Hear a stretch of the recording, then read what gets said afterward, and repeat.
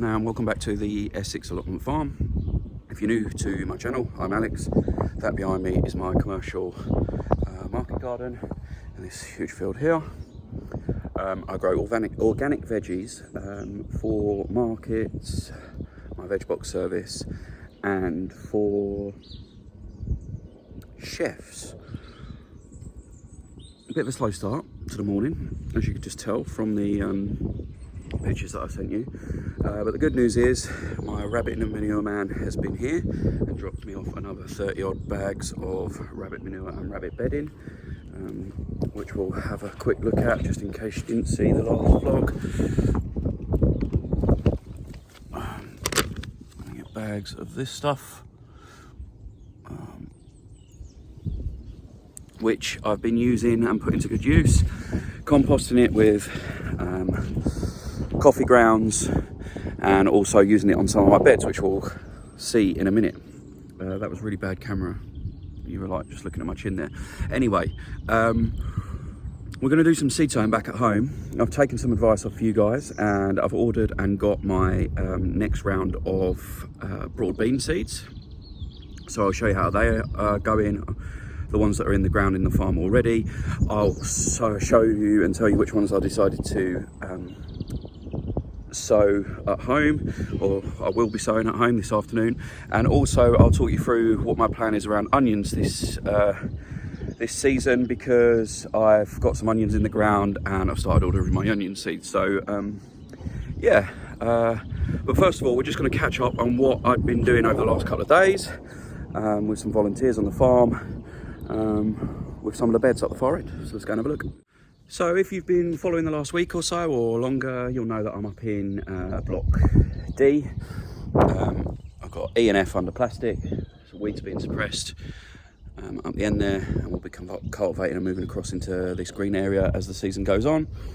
But I prepped my blocks C and D a couple of weeks ago. I went over them with a real fine 1-inch till, which I talked about, and now we are in the process of stringing up these beds and adding some of that rabbit manure, coffee grounds and rabbit bedding directly to the beds. Now I'm doing this a lot thinner than I have done in the past, so that it doesn't create that sort of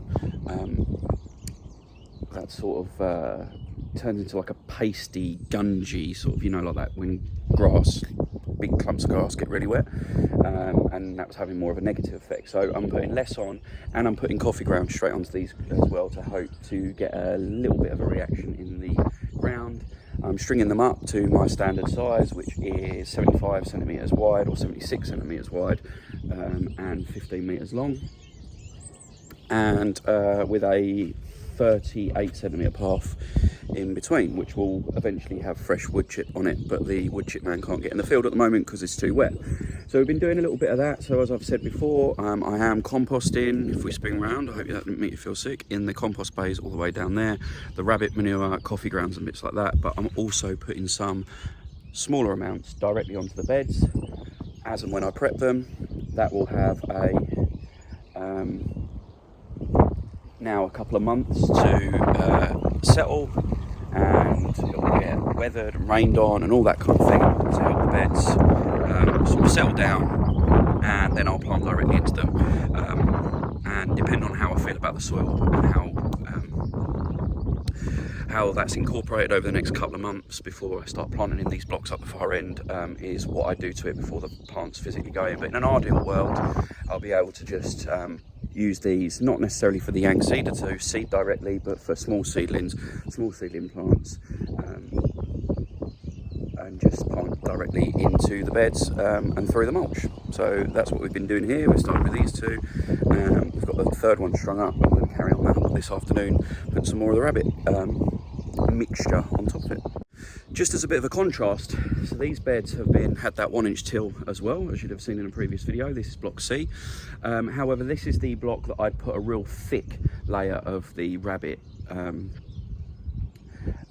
mixture down, rabbit manure mixture down, and where I'd have sort of realised that it congeals and creates like a skin on top of not very nice, and it doesn't really break down. So anyway, we decided on this one to try it a slightly different way, and we put 6 bags of rabbit manure on each of these beds, each of these 10 beds that are in this block here. And we did that before we did that fine till, that top 1-inch till. So this has been tilled in a little bit more. Obviously these beds need shaping more, and the wood chip paths need doing in this block, but it's kind of a bit of a reset in these 2 blocks because it didn't perform very well. The reason I've pointed this block out and how we're doing it different here is the one behind, which is up until this sort of winter was prepped exactly the same. That's only having 2 bags of the manure per bed, and I'm just fine raking that in. That's already had its thin tilth, so that will act more naturally as a mulch as opposed to like a pasty skin on top of the beds. So yeah, that's the plan, and there's the contrast. It is a little bit windy today, so you'll have to bear with me, but I am trying to block the wind as best I can. So down in block B, where we've got our successions of garlic in here, which I talked about a couple of weeks ago, and 2/3 of a bed of garlic in this far one here that's just starting to break ground. I've used the very end section, so it's probably not even a quarter actually, to plant some onion sets, and then I've also done a couple of onion sets in this block here. I'm not very good at this pointing. Sorry, this bed here in block B. They're in.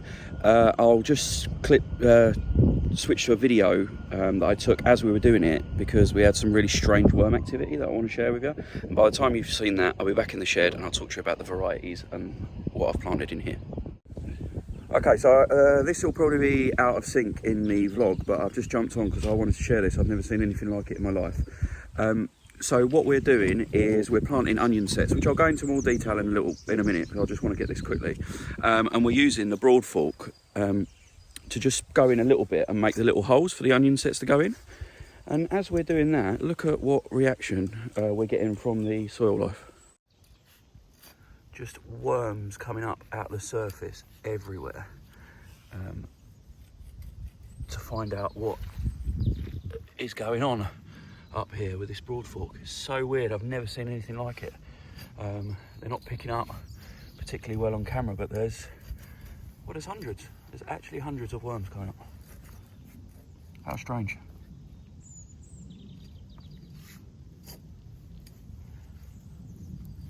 So it's great to see that I've got really good worm activity in the soil, but I don't know what's causing it. I haven't had a chance to Google it and find out. So give me a shout if you've got any ideas in the comments below on why you think that's happening. Anyway, let me talk about the process and what onions I'm sowing and why I'm only doing a couple of varieties of onions this year. So the process. I had a genius idea when we were planting those onions as onion sets, little onion sets, to use the broad fork. A broad fork's got 6 tines or 8 tines on it, can't remember, and it makes a really small sliver into the soil. But if you wiggle it about left to right a little bit and backward forward a little bit, just a tiny little bit, and don't put pressure on it so the fork doesn't go too far into the soil, it makes the perfect size little hole for a onion set at the right depth. And then obviously I don't want 8 across a bed, so I was planting every other hole, which was giving me 4 across a bed, which is exactly what I was looking for, a perfect spacing.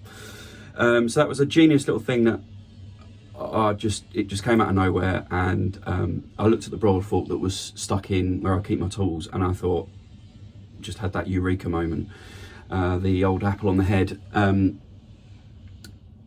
This is going to make it 10 times quicker, and it did.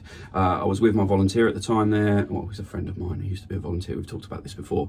But a friend of mine, and he was helping me out, and he was doing the holes. I was coming behind, and we planted 200 onion sets in about 15 minutes, and it was super quick, and that included raking the soil back over at the top just to fill in the holes behind. So that was really great and a real time saving thing. Onions, let me talk to you about onions in the bigger picture. I might be talking a little bit quick and a little bit fast, but I'm really conscious that this video is already really long. So anyway, onions. My first lot I'm doing via sets. I've left it a little bit later this year. Usually I'd overwinter them, and put them in before Christmas. But historically, when I do that, they bolt and go to seed before they really fatten up. So that's why I'm planting sets out a little bit later. All my onions from now on will be done via seed, and I haven't decided exactly what varieties, again, in the comments below, onion seeds, what's gone well for you, what's not gone so well for you. But with onion sets and onions in the bigger picture, when it comes to farmers markets and the commercial aspect of it, they're really, really, really cheap to sell, even though, you know, there's not a massive profit margin in them, because they're in the ground for a long time, they take up a lot of space, they take quite a little bit of cleaning up, and they're obviously one of the cheapest vegetables you can buy, and a lot of people just see them more as an ingredient as opposed to an actual vegetable. You know, I can charge $175 to $250 depending on the size for a bunch of kale, which takes a lot less prep. It's pick and come again, so it's in the beds for a long time, but it gives me multiple crops, whereas onions are in the beds for about the same amount of time but give me one onion per set or seed. And yeah, so commercially viable at this scale, they're not a fantastic product for me to have, but I want to offer my customers variety at the markets. So in the interest of trying to charge more for my onions, therefore them being more commercially viable, I'm going for some varieties or some styles and types that you won't typically see in supermarkets. So around here down in Essex, in your farmers markets and in your supermarkets, you get red type onions and brown type onions. So my onion sets, I'm trying Snowball because they are a white onion, and so I've read are a mild in tasting onion. They'll look a bit different. These particular variety grow a bit bigger, so that's why I've only done 4 across to let them really bulb up. And then I can look at the pricing depending on how well they come out and offer something different to my customers, but also have onions on offer. So I will do Tough Ball as a standard brown onion from seeds. So again, I'm looking for unusual onion varieties, something a little bit different. I've done banana shallots in the past that have been quite a good seller, and obviously you can do a few of those for £1, like, and again, they're a bit more commercially viable. So again, chuck any ideas in the comments below for unusual or unique onion varieties that you might, or you think might look a little bit different on my stand. So yeah, that's my plan with onions this year, because realistically, I can't afford to have thousands of brown onions in the ground for all season, throughout the season, harvesting them, cleaning them, all that man hours going in, and then going and selling them for like 20, 30p an onion, because it's not a high value crop for me, and there's a reason small scale farmers don't do onions very often, and that's the reason. So yeah, I'm looking for some real unique varieties as successions to this onion variety Snowball that I've just put in.